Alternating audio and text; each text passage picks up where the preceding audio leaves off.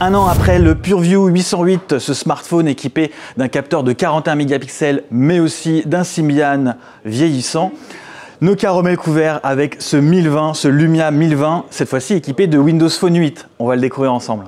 Allez, on commence avec la traditionnelle prise en main de ce Lumia 1020 ou 1020, c'est au choix. Alors par rapport à son aïeul, le PureView 808, on y gagne forcément en encombrement. Le produit est beaucoup plus fin, beaucoup plus léger, il fait 158 grammes sur la balance. Pour une machine de 4,5 pouces, c'est honnête.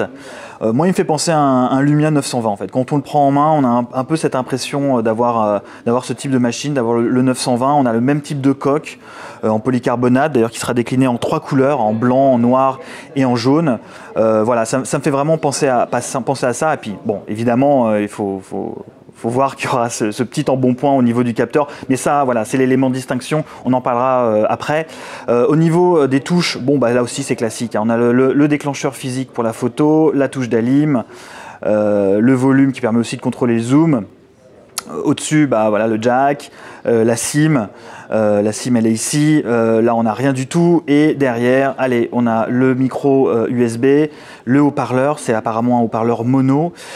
Et puis, évidemment, pas de slot pour carte micro SD. Il faudra se satisfaire des 32 Go en interne. Allez, je commence à évoquer les specs. Donc, on a un écran de 4,5 pouces, un écran de 1280 par 768 pixels, un écran qui est AMOLED. On a une très très belle saturation des couleurs, une belle luminosité, d'excellents angles de vision. Voilà, un peu comme le 925, on a une belle dalle ici sur ce 1020 ou ce 1020 au choix. Gorilla Glass 3, ça c'est pour le revêtement, donc quelque chose de très très solide au niveau de l'écran. Un écran qui est également fonctionnel à l'ongle ou avec les gants.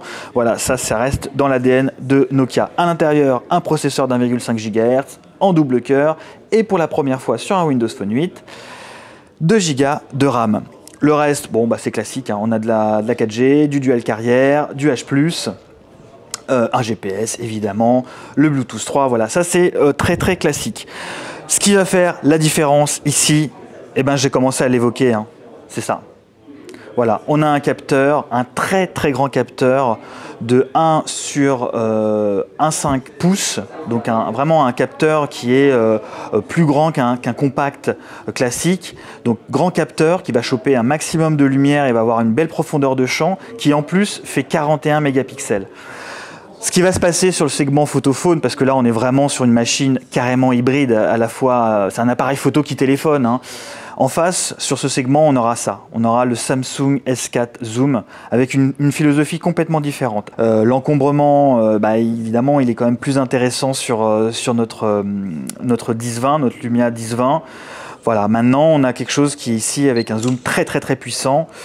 On va s'intéresser à notre 1020. On a un flash au xénon, ça c'est pour la photo. On a une torche LED, ça pour la vidéo. La vidéo pour le moment elle reste limitée à du 1080p, donc de la Full HD mais en 30 images secondes, pas de 60, encore moins de ralenti en 120 images par seconde. On rentre dans les réglages, on lance l'APN avec la touche, avec le déclencheur physique.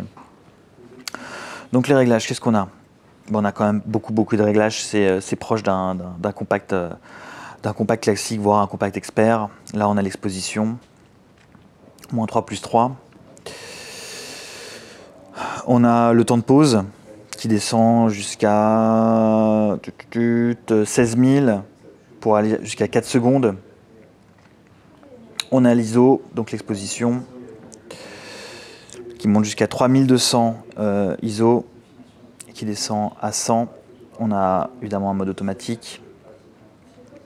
La mise au point, infini, macro ou automatique. La balance des blancs avec les différents modes, donc soleil, nuage, fluo, etc. Et le flash, donc on l'a dit, c'est un flash au xénon pour la photo et un LED pour la caméra, enfin une torche LED. Ce qui est intéressant sur cette APN, moi je trouve, c'est que ce Lumia 1020 capture 2 photos simultanément. Une photo en 35 mégapixels, donc en définition maximale, et une photo en 5 mégapixels qui permet d'être partagée facilement sur les réseaux sociaux. Sur la partie vidéo, je l'ai dit, on est sur du 1080p. Au niveau du zoom, alors le zoom, voilà, c'est assez spécifique. Je ne vais pas vous rentrer trop dans les détails parce que c'est une techno vraiment particulière, mais en gros, c'est de l'échantillonnage.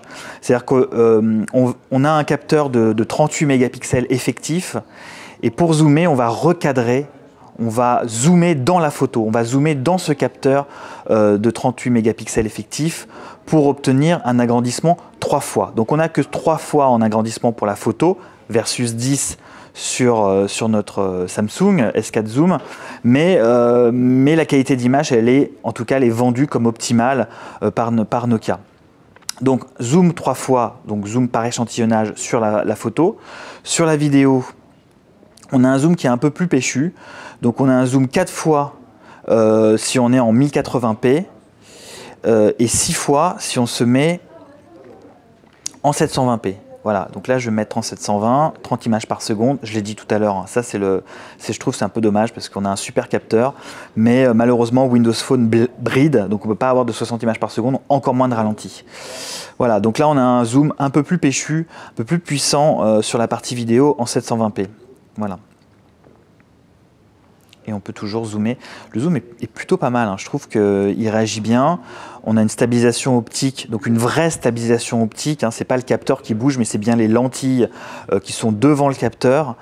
Moi, je trouve ça vraiment pas mal en termes de stabilisation et en termes de zoom.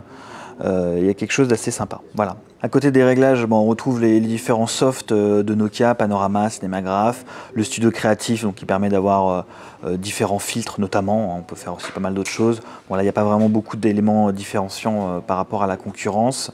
On termine avec tout l'écosystème, les accessoires qui seront disponibles avec ce 10-20, notamment cette coque. Ce grip qui fait aussi office de batterie additionnelle. Là, on a une capacité donc, de 1020 mAh, sachant qu'on a 2000 sur notre 10-20. Donc, c'est un grip, forcément. C'est beaucoup plus confortable au niveau de la prise en main. On a notre déclencheur physique qui est du coup plus gros. Notre batterie additionnelle. Et on a un pas de vis ici pour pouvoir monter un trépied. Ça coûte 69 €.